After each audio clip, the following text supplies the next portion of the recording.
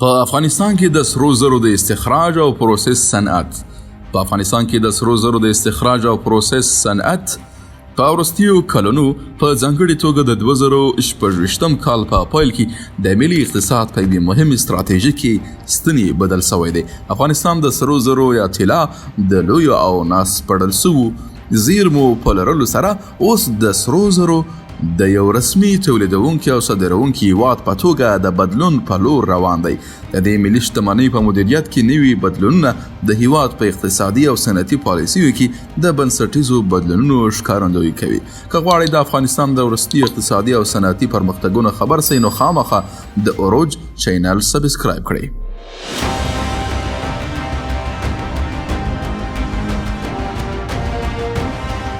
افغانستان د سرو زرو ګڼ شمېر غني کمربندونه لري چې مهمه د هېواد په شمالي او سویل لویدیځو سیمو کې موقعیت لري.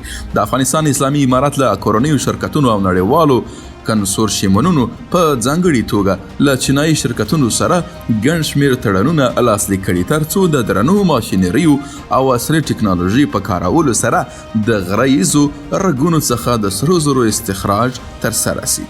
دمګړی په ټول افغانستان کې سلګونه تولیدي فابریکې فعالیت کوي او د هېواد د صنعتي ځان بسیاینې په لور روان دی. یو له سترو پروژو څخه په افغانستان کې د سرو زرو د استخراج او پروسس د تر ټولو لویې فابریکې جوړول دي چې کولی شي په ملي اقتصاد کې حیاتي رول ولوبوي. د 2015 او 2016 کلونو یو له سترو پرمختګونو څخه په هېواد کې دننه د سرو زرو د پروسس کورنی کول یا بومي کول و.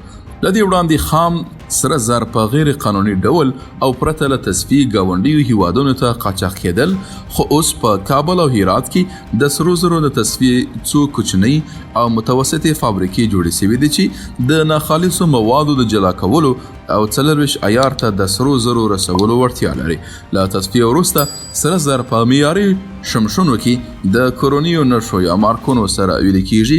دا اقدام د اسعارو د زېرمو د جوړولو او د مرکزي بانک د ترڅارنې لاندې د ملي پیسو یا افغانۍ د ملاتړ په موخه ترسره کېږي او د هېواد په اقتصادي ثبات کې مهم رول لري.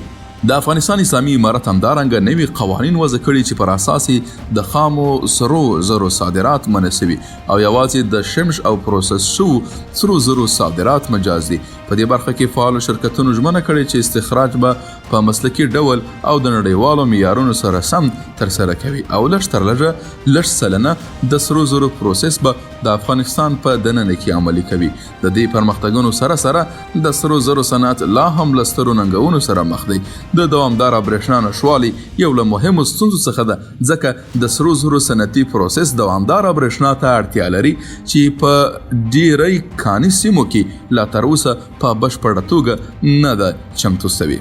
تمه کېږي چې د 2014 کال تر پایه د زرکشان او کور کانونو په بشپړې ګټې اخیستنې سره د سرو زرو له استخراج څخه ترلاسه شوي عاید د افغانستان په ملي بودیجه کې لویه برخه ولري. د افغانستان د سرو زرو صنعت له یو غیر رسمي او پاشلي فعالیت څخه د یو منظم او د دولت تر کنټرول لاندې صنعت په لور د بدلیدو په حال کې دی. د دې لارې د بریالیتوب کلي د بهرنۍ پانګونې جذب، د عصري ټکنالوژۍ لیږد او د افغانستان په خاوره کې دننه د تصفیې او پروسس د معیاري ظرفیتونو رامنځته کول دي. د دې اهدافو په ترلاسه کولو سره افغانستان کولی شي په سیمه کې د سرو زرو د تولید په یو مهم هېواد بدل شي.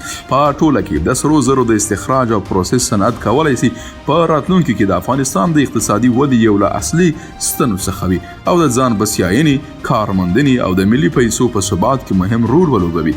که دا پروژې په روڼتیا، سم مدیریت او د پانګوالو په ملاتړ دوام ومومي، د افغانستان اقتصادي راتلونکی به له تیر وخت څخه ډیر روښانه وي. د افغانستان په اړه د مهمو تحلیلونو او راپورونو ترلاسه کولو لپاره همدا اوس اوروج چینل سبسکرایب کړئ او د خبرتیا زنګ یا بیل آیکون فعال کړئ. د یو آباد، آزاد، ځان بسیا او صنعتي افغانستان په هیله.